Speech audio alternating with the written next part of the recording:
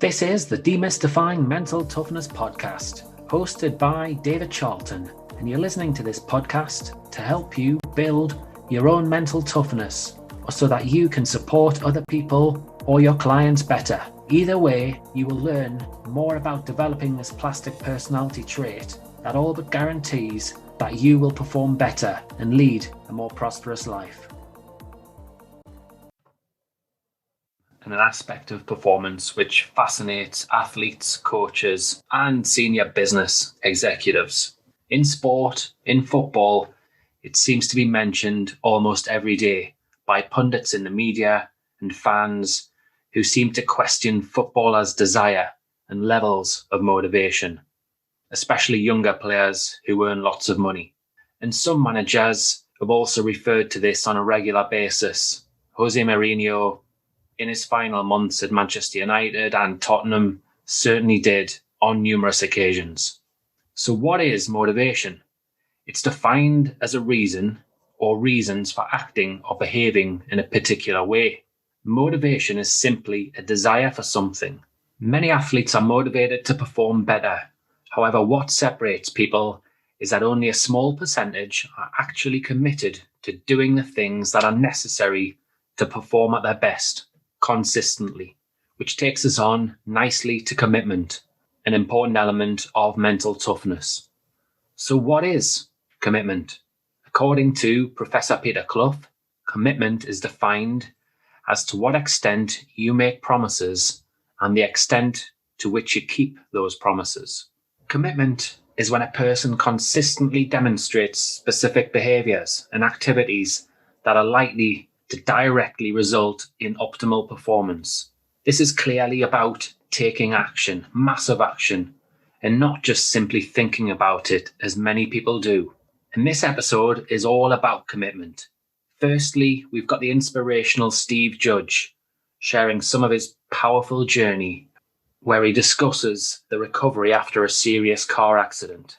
Paul Smith also goes on to demonstrate serious levels of commitment to running, where he's ran over, yes, that's right, 5,000 days in a row. And then Nick Grantham, he tells us about rest and recovery, which are hugely important things that committed people really need to hear. My title, my introduction is goes quite a long way, but let me just take you back to I never know how far back to go. But when I was a kid, I loved things like running. That was my thing. Sport, any kind of sport, I really thrived in. So that was my real joy, my real passion. When I left school, I became an engineer, and I used to work down the coal pits of Yorkshire as a mechanical engineer, maintenance fitter. So I was responsible for fixing up the machines down the coal pits. So if they went wrong, I had to go down and fix them. And you couldn't lean on excuses then. You had to get the machine fixed. They was at the coal face. So I was given a problem and I had to find the solution. That's what engineers do. You have to be ingenious with those ideas as well. Going forward, I carried on with my running to my young adult years. Got worked in a laboratory as well. We're traveling a little bit around the world. But that takes us all the way up to 2002, I guess. And that's when I had a massive adversity in my life that changed it in a big way.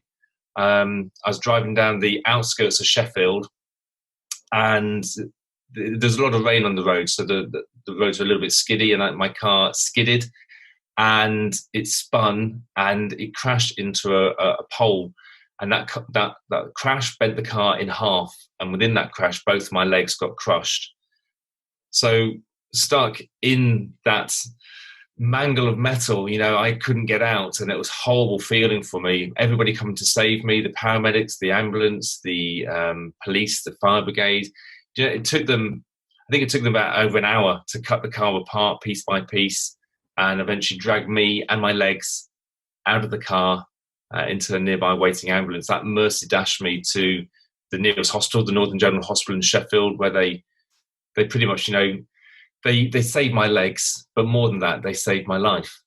And it was very, very traumatic time. My mum, my brother, my sister were called, and they were told that they might not see me again. They didn't know whether I was going to survive the operation, but I clearly did. And 8 hours later, I was awake in the hospital bed, but looking down at my legs, which had both been trashed, is hard hitting.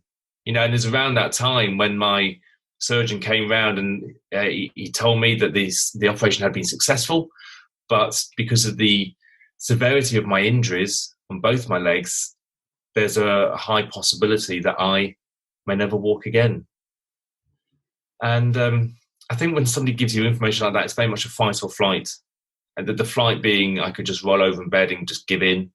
And the opposite being, I can remember being really angry and furious that somebody had the audacity to say that to me. I guess that's the fight inside me. I don't like it when people tell me that I can't do things. When you have something so special, something that you take for granted, like walking and standing and walking, to have that taken away from you, to have that stolen from you, is a horrible feeling. And at that point, I realised that I was ready to fight. And I say that because deep inside I did, but I had absolutely zero energy.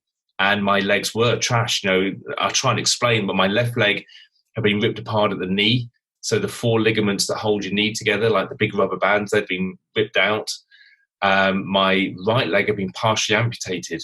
What that means is that in my calf, in the bottom bone, the tibia bone, 4 inches of that had been knocked out and thrown away. So they seized it together and put a big metal cage around it. But my leg was literally 4 inches shorter than my left leg. A massive difference. So I was told it was going to be my responsibility to twist nuts and bolts in this cage, slowly stretch my leg out a millimetre a day over the course of about 100 days to get it to the right length. That's what I had to do. And I was just like, are you kidding me? This is crazy. And they said, well, it's not usually recommended. We usually recommend only 2 inches, but, yours is 4 inches. So, do your best kind of thing. Now, doing all of that, going through the rehabilitation, getting my leg to the right length was hard enough. But then there were consequences on that. Even when the leg was the right length, there was a gap in my bone. There was no bone. It's very hard to get that across to people, even to myself. If you did an x-ray, there was just a black gap where there was no bone. Now, there was a calcium line, and I said, how do I grow the bone back? I was thinking you just drank lots of milk or ate lots of cheese to grow bone. And they said, no, Mr. Judge, what you're going to do is you could start using your leg. That will encourage the bone to grow back. I said, well, like what? So, well, you've got to stand on it. You've got to walk on it. I'm like, but there's no bone in it. What do you mean? And they said, well, you've got to trust the cage. The cage is holding it all together. Trust the cage, stand on it, walk on it, and the bone will grow back. And again, that's a massive mind over matter thing to do, to stand up, to put weight through your leg, even though you've got no bone in it, pushing the weight through the pins in your leg, seeing the blood trickle down your leg as you're putting your effort in, the pain, going to the pain and everything. It was really hard. But there were even more consequences because I'd stretched out my whole leg. Everything was tight. All my tendons had shrunk in a way, and then I stretched them out. So everything was really, really tight. So imagine my right foot, my toes were really clawed because if you touch the bottom of my foot, that was just so painful. I'd go through the ceiling. But more than that, I couldn't get a straight leg. So my right leg was bent because the tendons were so tight. Now, I was dealing with other things in my rehabilitation, the left leg, the right leg, growing it and everything. And when I went to the hospital once, they said, Mr. Judge, your right leg, can you straighten your right leg? And I said, not very well. And they went, right, you really need to get that straight because if you don't get your leg straight, you can't weight bear on it properly. In fact, if you walk on it, you'll be walking with a limp for the rest of your life if you don't get your right leg straight. You think, are you kidding me? I thought the big thing was getting my leg to the right length to grow the bone back, to get the toes right. Now you're telling me I've got to get my knees straight. There's always like something else and something else. But that's what I had to do, working on how to get my legs straight. And I imagine as well, you're going through a complete emotional roller coaster during that period of time as well, and you would have to deal with that. Do you know what? It was hard. It was tough times. I was looking at my diary and recently, and there was about a month. There was an entry a month later after the accident that said, "Look, today's been a good day because it's the first day I haven't cried." I cried every day, and I cried with the question going round in my head: Why me? Why me? Why is it happening to me? There was clearly no answer to that, but there's some really down days. You know, people are going through down days at the moment with coronavirus. I feel you're on a bit of a tightrope. Sometimes the slightest thing that's negative in your life at the moment, you could just fall off that tightrope and it's all doom and gloom. I was like that for month in, month out, doing my rehabilitation. I was absolutely so committed and doing the rehabilitation because I had my goal of standing and walking again. But my mental health really did suffer. And especially when you get knocked down all the time, there's always something else and something else and something else. You're like, oh, just give me a break. This is crazy. I was finding it hard enough just to sleep, let alone do all the inflicting pain on myself. Getting my right leg straight, the only thing I could do was sit on the floor and push down on my knee, trying to get it straight. And I'd do warming up exercises. I'd push down, I'd hold it down. Do you know what the first thing I did when they said I'm going to get my leg straight? First thing I did as an engineer was I went and bought myself a protractor so I could measure it. Benchmarking is always so important. You want to set a goal, benchmark it. So I measured the angle of my knee, saw how bad it was, took a photo of it, then started the physio. Day in, day out, pushing down on this leg, doing sessions, did about 3 sessions a day. And I started doing a graph as well, doing a chart. I remember, going to the physio and they said, how are you getting on with your leg, Mr. Judge? I said, oh, I'll show you. I've got a graph. Look at this. It's like an Excel spreadsheet. They go, wow. The thing is, I wasn't doing it for them. I was doing it for me. I needed to see the progress that I was making. And after 3 months of doing extreme physio, sometimes I was doing more physio than I should have done, which did not work. But I was trying anything and everything. After 3 months of doing this physio, the results were that it hadn't worked. My leg was still bent. It was a horrible situation to be in. The fact that I'd done all this time and effort, I couldn't do anymore. And I was out. I was out of ideas. And what I had to do was, ask for help. But before that, because I was in such a low pain, and we were talking about this before we started the podcast, I was probably at the rock bottom. When we talk about the wave of resilience, we're talking about like some adversity hitting you, and you have the shock and denial, you have the anger that brings you down, you have the sharing, which is the moaning part, really. The rock bottom is when you can't get any lower. And I stopped doing my physio. I started sulking. I started not washing, not shaving. I was just a waste of space, really. And I can remember lying on the sofa, looking at all my physio equipment that was untouched. I remember looking at my charts, my Excel spreadsheet that had been not entered because I'd given up, I'd given in. And I looked around and I just thought, I don't want to be this person that I've become. And this is not a contradiction, but I'm always talking about setting goals and working towards them. And I think you should always do that.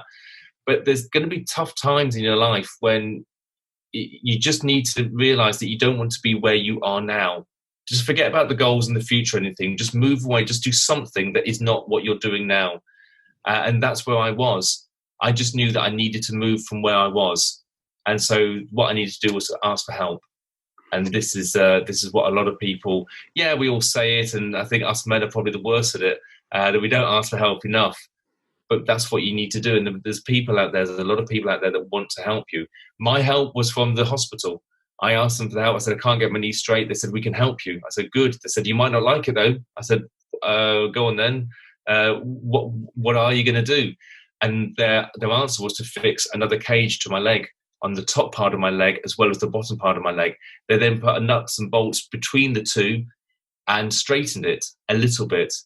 They then gave me a set of spanners to go home with. And over the next 7 weeks, I had to twist those bolts day after day after day, slowly straightening my leg bit by bit by bit.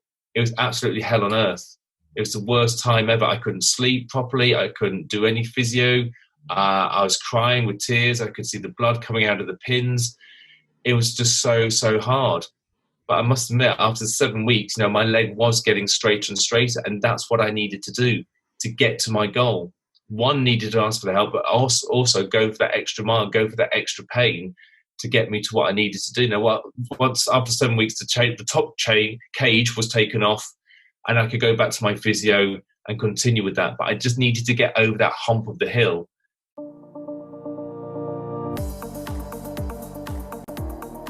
I can't even contemplate how difficult that period must have been for Steve and his family. Until you've been through something like that personally, it's very difficult to form any judgment. What I would say, though, is that at an extreme level, when we're talking about commitment, about making promises to yourself and following through, Steve certainly did that, despite massive challenges that he faced mentally, having to deal with so much pain, the shock of what had happened to his life, and the very slow progress that he was going through. Steve's levels of commitment are truly remarkable.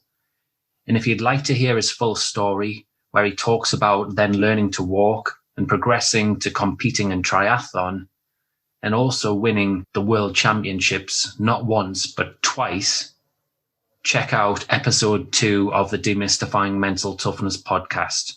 The notes are in the show notes. Now we've got Paul Smith, also who goes on to share his immense commitment levels, where crazily, certainly in some people's eyes, he tells me about running 5,000 days plus in a row.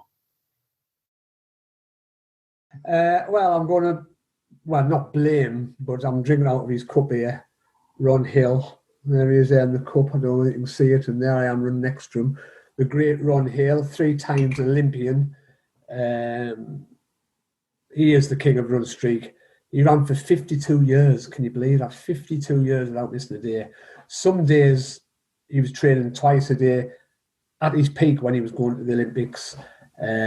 People may know him from his athletic apparel, Ron Hill tracksuits, Ron Hill vests and whatever. And he was he's actually a doctor. He doctor of textiles. He got his doctorate in that, and he was ahead of his time, to be honest. He was the one who was sort of looking at Wiccan properties on his vest and whatever. And he's just hero of mine. I read his autobiography. He's that good. He's got part 1 and part 2 of his autobiography. So yeah, I feel 2 books. He's that good. And his long-suffering wife, May, you just feel for her sometimes. And I've met Ron quite a number of times. First time was 1998, Ron Hill Richmond 10K. And great to see him. He's just a little guy, just down to earth from Hyde, Lancashire, and and I tried at Run Street not long after that, and I didn't even get up to a year for some. I can't remember why. I just knocked it on the head. But back in 2007, I thought I'm going to give it a go. 1st of January. A lot of people have New Year's resolutions, and I'm going to be doing it in January. I'll do it, fizzle out, but I didn't fizzle out. I kept it going, and I got the year up, and I thought, Ron's me idol, hero. I go down and see him every birthday 5K has down at just off the M62 there. They're back in a day, and I'd meet him up and we have a pint. And sadly, his streak came to an end a couple of years ago, and he, God bless him, he's suffering ill health now, which is a shame to hear. So yeah, I just kept it going, and I've got ways of keeping it going. I'm up to, say, it took 5,000 7 days today, so New Year's Eve will be 14 years. Can you believe that? 14 years of putting my running shoes on and getting out there and running every day. It's amazing. I have my own rules as well. It's got to be outdoors. Treadmills. Treadmills are like tomatoes. It's the devil's work. I don't do tomatoes, and I don't do treadmills. So they're all outdoors. Yeah, got to be in as well, and I don't know. I find it so much more enjoyable, like doing it outdoors. Yeah, well, the times I have been on a treadmill, I can give it some hammer, but I just find it easier as well. I just find it easy, but you're enclosed. You don't get the natural terrain. You don't get that northeast breeze in your face when you're running out. And when you run back, it's still in your face. How does that work? It's never on your back. Never seems to be on your back. I've got to be in running gear, apart from once when I think we were at Hampton Court and we had like a family out, and then we had to catch trains and we had to go out on the night. And I said, I haven't done my run. So I was just in like jeans and normal sort of, I need that sort of fashion trainers and a T-shirt. And now I am running around this lake and up and down, just normal gear. I've got 5K in. Hurry up, I'm going to miss the train. I was all right. I had the day in the bank. I said, I will be all right. We'll get the train. So that's what the wife's got to put up with, sort of things like that. Brilliant. So, yeah, sorry, what are your classes a run? What's the shortest distance? Yeah, I was just going to come to that. Minimum is 5K, 3.1 mile. Right. But to be honest, they are few and far between. I've run some heavy distances in that run streak, like in one day. Yeah. And I've gone out the next day, maybe he's done, well, if I've been struggling to walk, I've hobbled around for the 5K. I've used that. But yeah, I've run some, few and far between. Sometimes when you're out, you think, I'll push it, I'll get 4 mile in. I'll get 5 mile in, yeah. Next thing, you've got 10K under your belt. In 10 mile, you come back and the dinner's in the dog. See, you're not someone who, before you go out, plots exactly where you're going. You'll just go off a tangent sometimes. Sometimes, if you're feeling good, or if I'm training for a marathon, it's time on your feet. I will add on, and maybe it's just like I'll go down this street, I'll run on that street and that street. It's amazing how you can just add on, like put add-ons on, and get your mileage up. But more often than not, just to be fair to the family, I'll give Sue an idea of where I'm going and how long I'll be.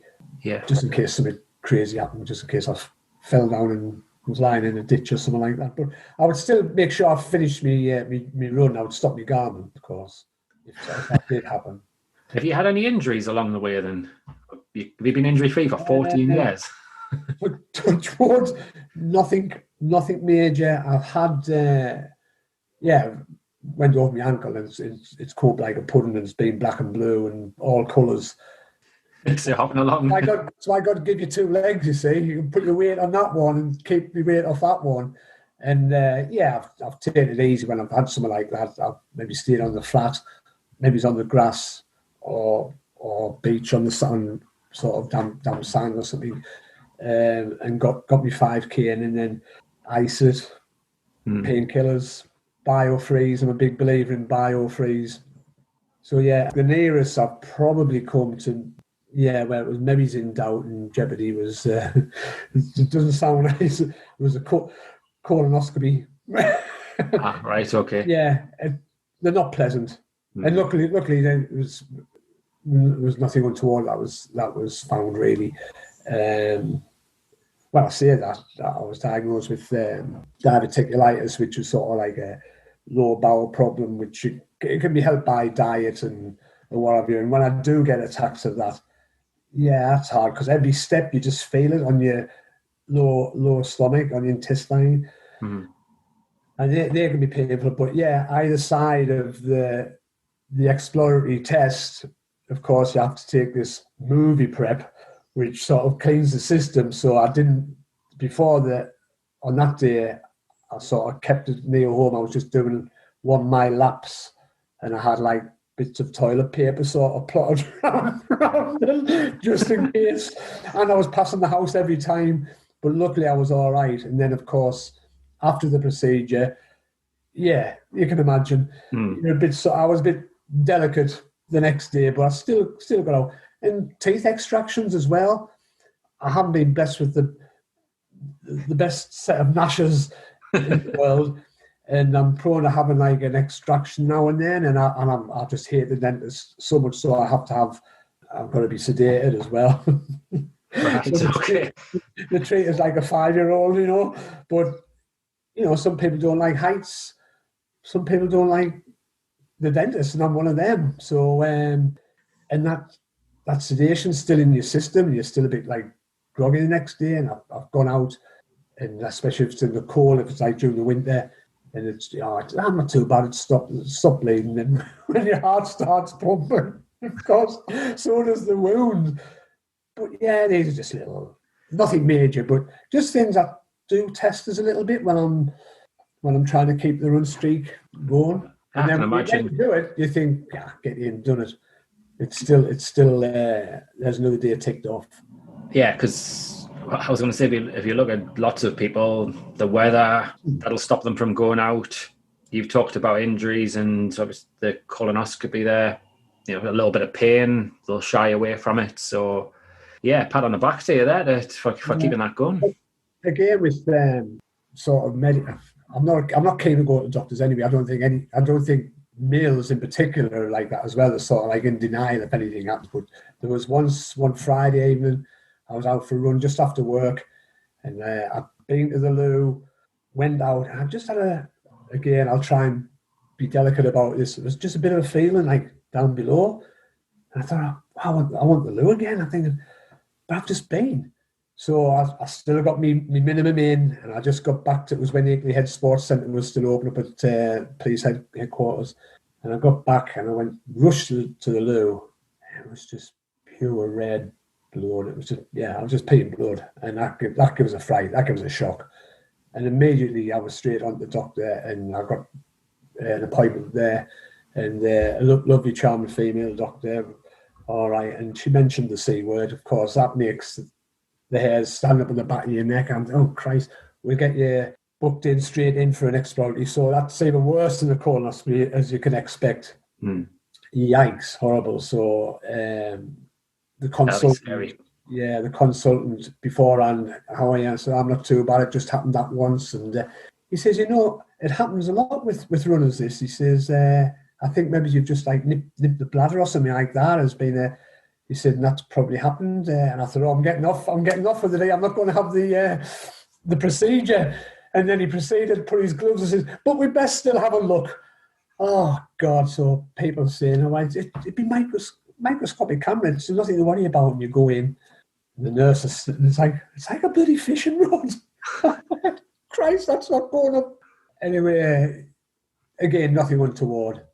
But the next day, you're just tender after something like that, when you would be. I'm right. You've just got to get the trainers on and bite the bullet and get out there. So a week in Stag Week in Bellamedine, that was a difficult time in the for the run streak as well. Whilst the lads were all sleeping it off, I'm getting up, oh God, and on with the gear, and the veins on my head were just throbbing up here. The instant sweat was coming out with the head on. It was just pure alcohol coming out around the marina. Oh, thank God for that. Just have a lie down later. Quick shower, dip in the pool, back to bed. That was it. It was done, and then you're back on the drink again. So they're probably the hardest, most taxing and trying and testing times. I'm pleased to announce a new sponsor for the show, Chimera Sport, who produce a range of sportswear and equipment to enhance performance and recovery, reducing injury occurrences. You'll find on the product section of our website, www.sport-excellence.co.uk/products, access to our own Chimera Sport shop. I've personally tested some of the garments, and you'll find that the infrared sportswear has been clinically tested too, so it's great for fitness enthusiasts and athletes who want to push harder, go further and recover quicker. I really enjoyed that chat with Paul. It was quite light-hearted at times, and as the conversation flowed into the full episode, he also went on to have a good laugh about some of his stories when he talked about raising thousands of pounds when being dressed up in a variety of crazy outfits. Anyway, though, let's get back to commitment levels. He did go on to allude to running out of guilt on occasions and having a fascination with numbers, where on landmark dates, he would run a specific distance. For example, say on a 55th run, it would be 5.5 miles he would go on to run. And he reveals that again in the full podcast episode. Now, though, what really interests me here with Paul is where he talked about small minor injuries, tiredness, teeth extractions, a colonoscopy, and other factors which quite easily could have derailed him. However, Paul most certainly has a can-do attitude. He's able to get through those events and keep on going. So I would love to know this, and I don't. I would love to know what's going on inside his mind. I'm guessing his self-talk is very, very positive, and certainly his perception of these different events is a lot different to many people. So now I'd encourage you to have a little think and reflect on your inner dialogue. Consider when something crops up that does have an impact and you don't necessarily follow through on something that you vowed to do. What are you saying to yourself? And what would Paul say to himself in those moments as well? I'm guessing if you're a regular listener to the podcast that you'll be aware that I'm fond of journaling. So yeah, rather than just thinking about it, why not get a pen and a pencil out there, take a few notes, consider some of these moments. And I can guarantee you, if you do so on a regular basis, considering some of these difficult moments, some of these challenging moments, consider how you think, how someone like Paul thinks, and look towards changing that inner self-talk, that inner dialogue. You'll become more accustomed to following through. You'll get more things done. And you'll also have a better understanding of different roadblocks that do occur and distract you. And now, in the next bite of Mental Toughness, Nick Grantham tells me all about rest and recovery, which Paul certainly needed from time to time. And I can imagine Steve also did to allow his body to get stronger. So for committed people, this topic is a must. In your eyes, what do you see as like quality rest and recovery? So I think what we've got to realise is that fatigue is going to be multifactorial, and that you've got both a physiological stress that's going to be placed on the body from training and from day-to-day activity, but also there's a big psychological component that will come in terms of that psychosocial and environmental stress. So I think what you want to look for in terms of good quality recovery and regeneration is that multifactorial approach to it, that you first of all try and appreciate that fatigue operates on a continuum. So some fatigue is good to have. And then once you understand that, understanding the different types of fatigue that you've got. So if we go to that sort of continuum, you've got normal training and day-to-day stress, which causes what you could term functional overreaching. And that's what you want in a lot of the training stimulus that you provide, is that you actually want your athlete to feel a level of fatigue physically. And I guess from your side, if you're introducing new psychological interventions, there might be a little bit of fatigue setting in there from new practice. And that's perfectly fine. We want functional overreaching. I think what some athletes then experience is this idea of non-functional overreaching, which is when you're getting fatigue, but there's no real payoff and no real benefit in terms of super compensation at the other end. And that's usually quite a short term. If you've been on the road traveling, we both work with some pro golfers. If they're playing tournament after tournament, they may start to get into a bit of a zone where they're not getting any gains from the fatigue and from the training. And then the worst case is overtraining. And that's quite a rare thing that I think you'd see. A lot of people would say they're overtrained. They've probably just got non-functional overreaching. To be overtrained, your coach has got to do a really bad job over an extended period of time, months, even years, of just constantly hammering training and not giving you a chance to recover. And that's when you get a lot of immune suppression, illnesses, and sometimes athletes don't even come back from that. So I think, a little bit of fatigue is fine.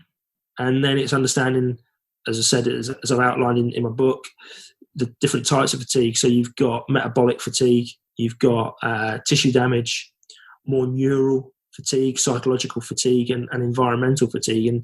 And your athletes may experience one or a combination of those to a greater or lesser extent. So again, if we take the example of the golfer we work with, when they're traveling, there's going to be maybe some metabolic fatigue from playing, 4 rounds of golf over a course of 4 days.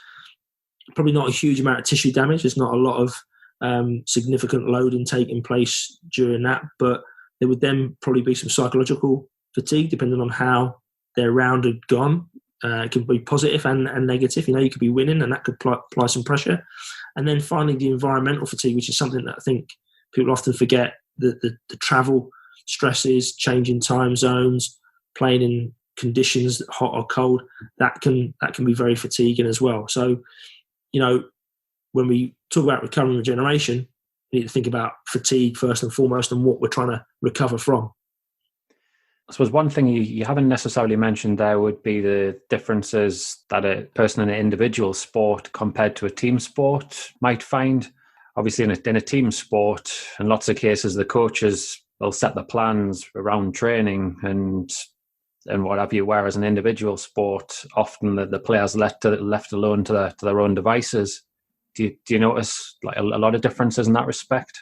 So I think when you're working with individuals, so individual sports are often groups of individuals and they still train together, which is, if you took something like rowing or track and field, they would be an individual sport, but they still train as a training group. Again, things like tennis, golf, it probably is more like an individual, an N of one on tour. And I think the benefits of that is that you can then really start to work out what are the recovery rituals and routines that work for that player.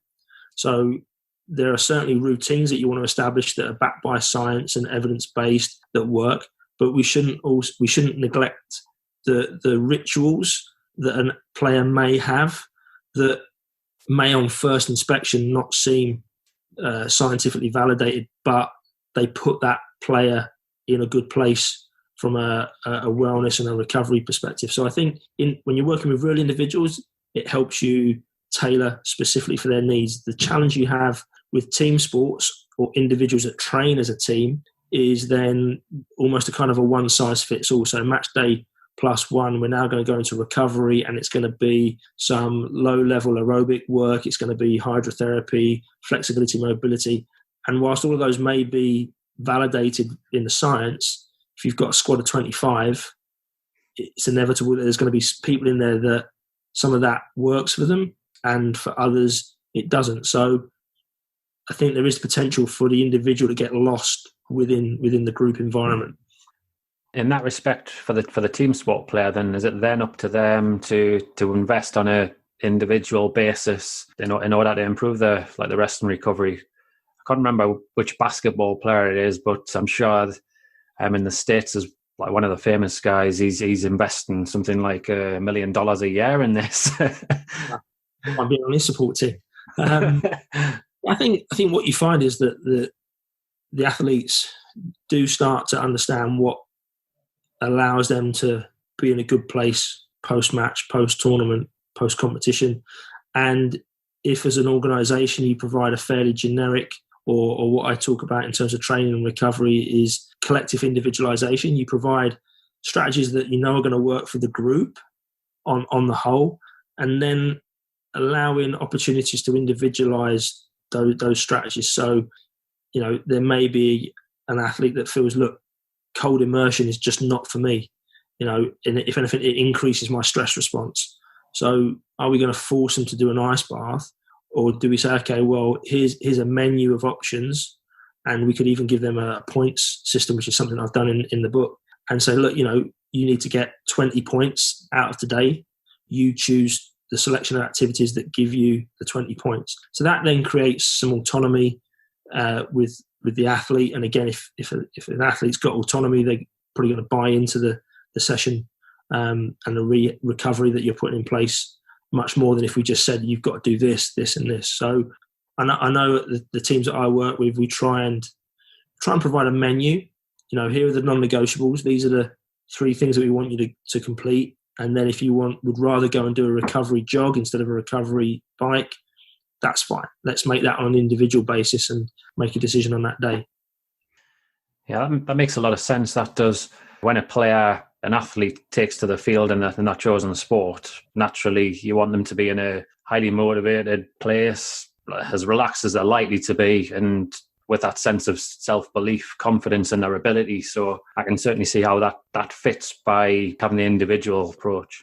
I know with one of the downhill mountain bikers I worked with in previous years, categorically did not want to do ice baths because she was just like, look, it puts me in a place that's not, it's not recovering for me.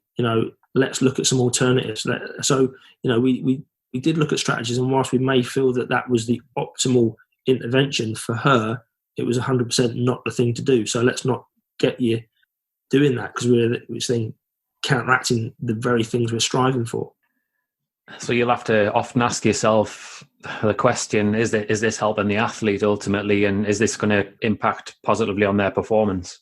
Yeah, I think with training interventions, with anything that you put in place, I think over the years I've probably matured as a coach And previously, where it was like, I would be telling you what to do because I know best, I've come to the realization athletes know very well. They've been doing their sport and activity for decades before we turn up and say, oh, actually, I think you should change X, Y, and Z.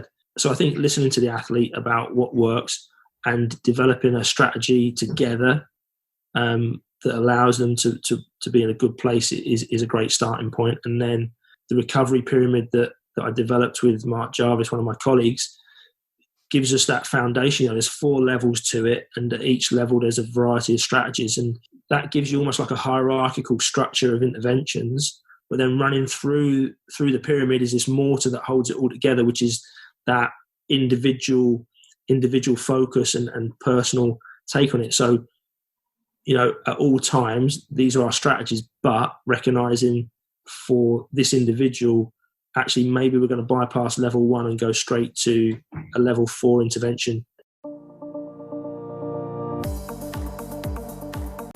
Listening to Nick, it was apparent the importance of rest and recovery, and that every one of us is very different in our preferences and our dislikes. So I'd like you to ask yourself a few important questions.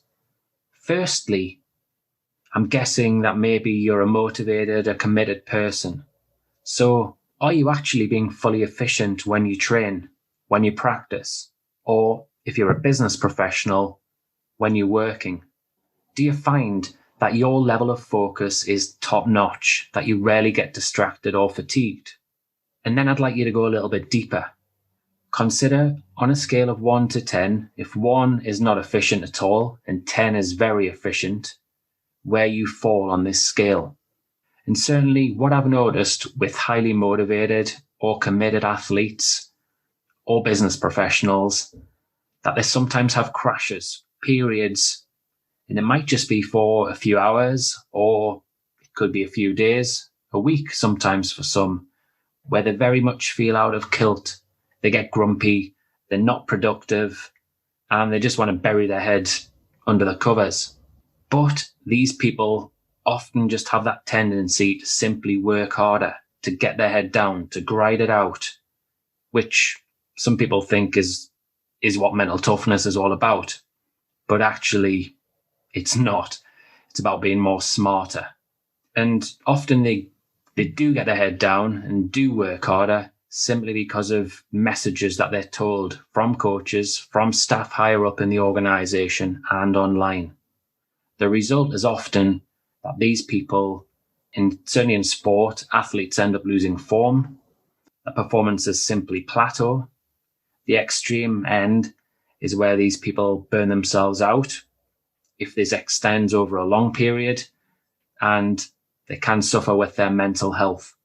So another question for you, what story do you tell yourself about rest and recovery?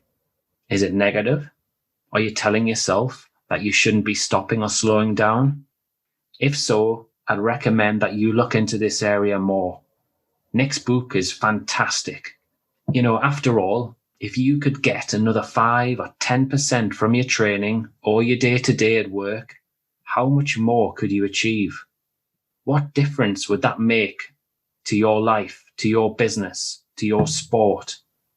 And when we're considering about making positive changes to our life, you may want to take a look and purchase my 60-minute online accelerator course, which is set up to help you achieve your goals faster.